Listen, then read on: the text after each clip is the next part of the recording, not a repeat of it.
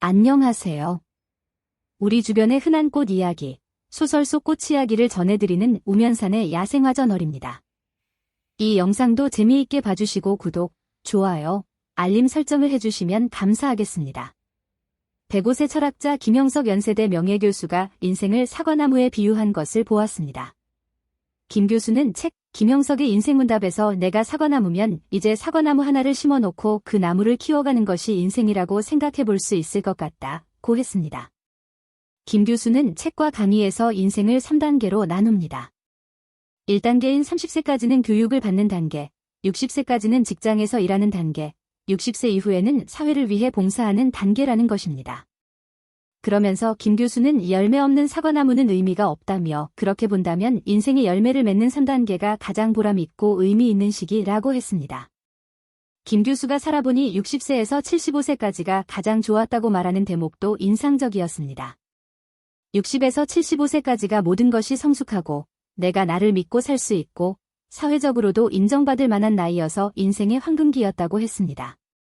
그러면서 60세가 넘으면 무조건 공부하고 봉사활동을 해도 좋고 무슨 일을 해도 좋으니 절대로 놀지 말고 취미활동을 시작하라고 했습니다. 그래야 새로운 행복을 찾을 수 있다는 것입니다. 그는 50세부터 건강을 잘 관리하면 60을 넘어 90까지는 행복하고 보람있게 살 수 있다. 사회적 열매를 맺을 수 있다고 합니다. 90 이후는 주로 건강 때문에 되는 사람도 있고 안 되는 사람도 있더라고 했습니다. 김 교수는 17세 때 도산 안창호 선생의 강연을 직접 들었고 광복 후 초등학교 선배인 김일성과 평양에서 아침을 같이 한 적이 있다고 합니다. 또 윤동주 시인과 중학교 같은 반 친구였고 황순원 작가는 2에서 3년 선배인 인연이 있습니다. 이 정도면 살아있는 역사라고 할 수 있겠습니다. 사과꽃은 하얀 5장의 꽃잎에 황금색 꽃술이 달립니다.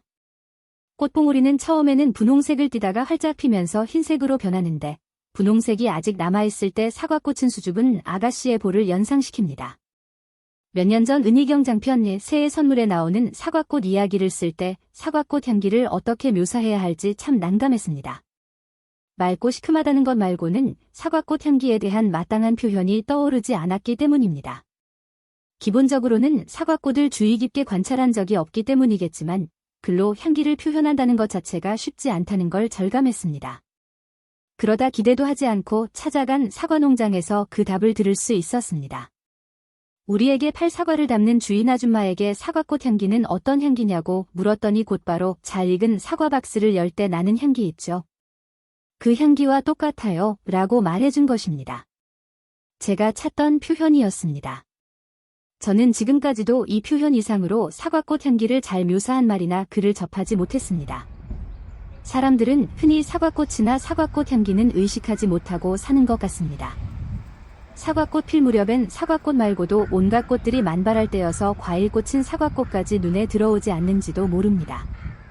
은희경의 새해 선물에 나오는 사과꽃 향기도 재미있지만 윤대영 소설 도자기 박물관에 나오는 사과꽃도 참 인상적입니다. 우리가 먹는 대부분 사과는 아그베나무나 야광나무를 접붙이기 민나무로 사용해 얻은 것입니다.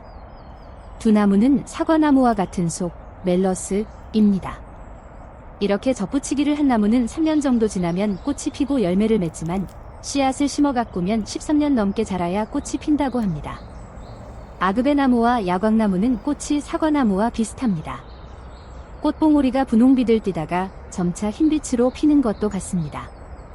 아그베나무는 숲에도 있지만 꽃이나 열매가 좋아집 근처에 심어놓은 것도 볼 수 있습니다. 요즘엔 콩만한 붉은색 계통의 열매가 긴 열매자루에 달려 있습니다. 아그베나무라는 이름은 아기처럼 작은 열매가 열리는 배나무에서 유래한 것으로 추정하고 있습니다. 야광나무도 5월의 작은 가지 끝에 흰색 또는 연분홍빛이 도는 흰색 꽃이 무더기로 핍니다. 야광나무라는 이름은 새하얀 꽃이 나무를 뒤덮다시피 피어 밤에도 환하게 빛난다고 해서 붙였다고 합니다. 야광나무 열매도 콩만하고 붉은색 또는 노란색으로 익습니다. 아그베나무와 야광나무 열매는 배꼽이 남지 않습니다. 대신 꽃받침이 떨어진 흔적으로 열매 아래쪽에 동그라미가 그려져 있습니다.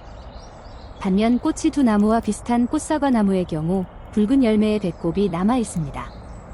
그럼 아그베나무와 야광나무는 어떻게 구분할 수 있을까요? 잎을 보면 차이가 납니다. 일부 잎의 결각이 생겨 갈라져 있으면 아급의 나무, 잎들이 갈라져 있지 않으면 야광나무입니다. 아급의 나무 잎은 대부분 둥근 타원형이지만 일부 잎은 2개에서 5개로 갈라져 있습니다. 야광나무 잎은 모두 갈라지지 않는 타원형입니다.